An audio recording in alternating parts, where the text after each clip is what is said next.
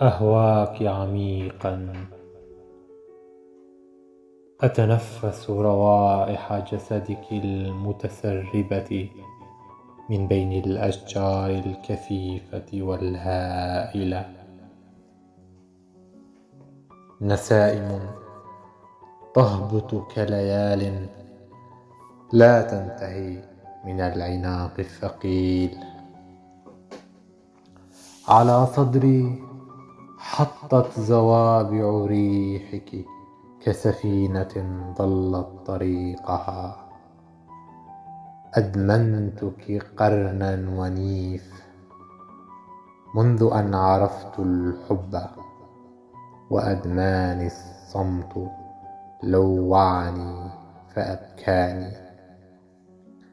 أدمنت فيك الحياة، أدمنت المشي فوق السحاب لأخرجك من كف غمامة مثل طائر لا يخشى الارتفاع.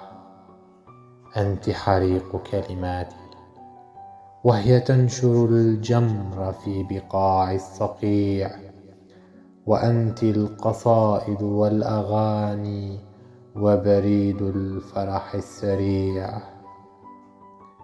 سريرنا بعيد عن آذان الآخرين، ورعشاتنا تلتهم أصوات الرعود وتخرج من وابل كل نشوة خزانا من المطر. يا ترى كم من النجوم ستولد من أحضاننا وتخرج من شاماتنا؟ كم من الغيوم ستعجن بياض نهديك على صدري؟ كم من الكواكب ستمضغ عشب مجرات عينيك؟ وكم